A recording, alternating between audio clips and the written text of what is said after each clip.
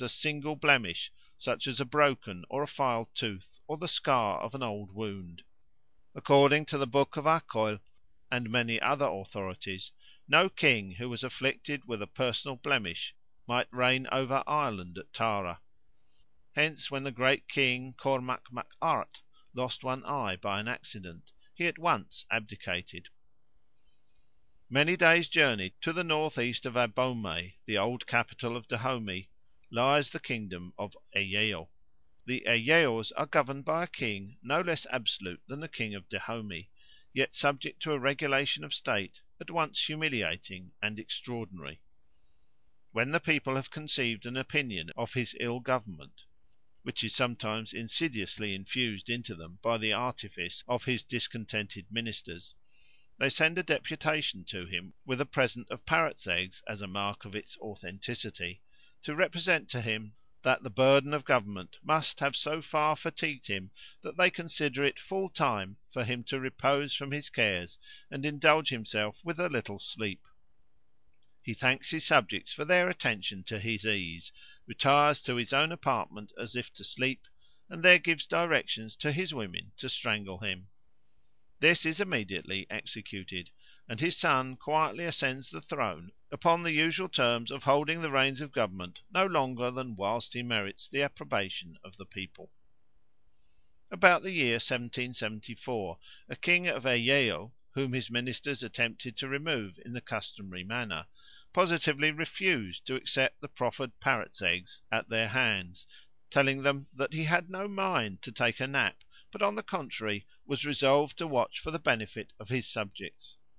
The ministers, surprised and indignant at his recalcitrancy, raised a rebellion, but were defeated with great slaughter, and thus by his spirited conduct the king freed himself from the tyranny of his counsellors, and established a new precedent for the guidance of his successors. However, the old custom seems to have revived and persisted until late in the 19th century, for a Catholic missionary, writing in 1884, speaks of the practice as if it were still in vogue. Another missionary, writing in 1881, thus describes the usage of the Egbas and the Yorubas of West Africa.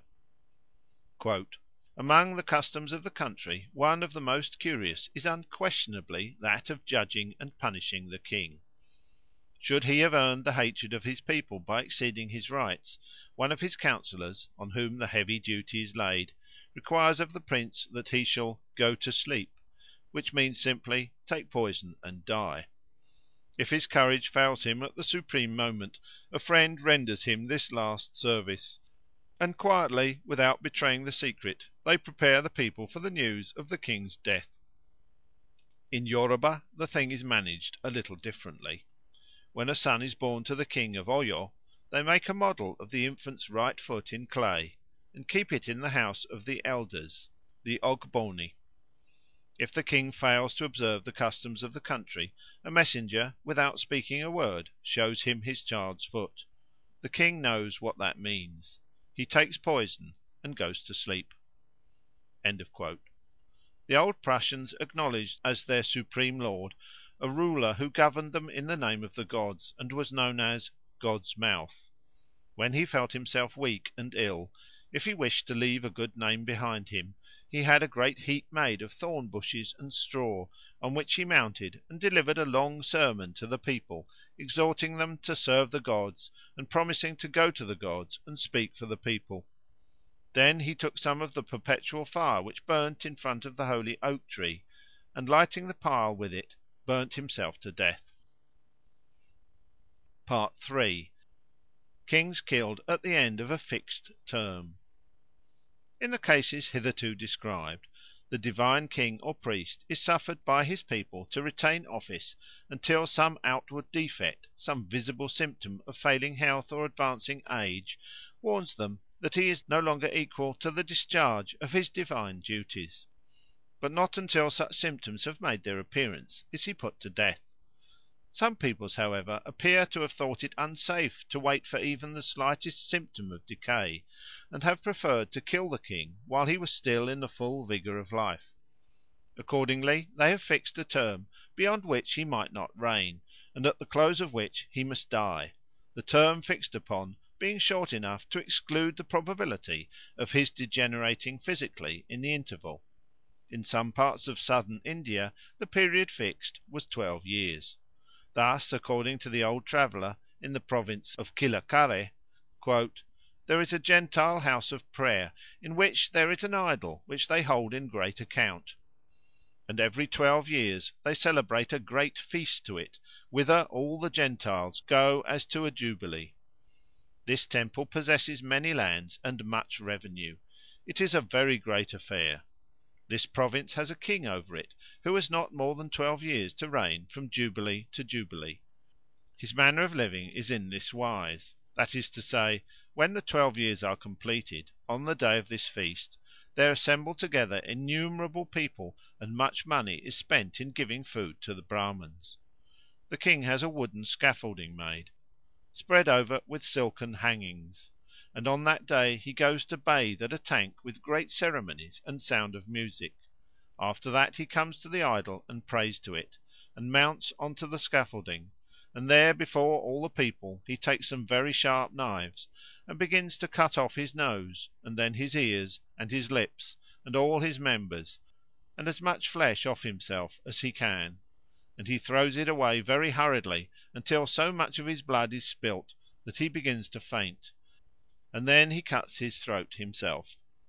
And he performs this sacrifice to the idol, and whoever desires to reign other 12 years and undertake this martyrdom for love of the idol has to be present looking on at this, and from that place they raise him up as king."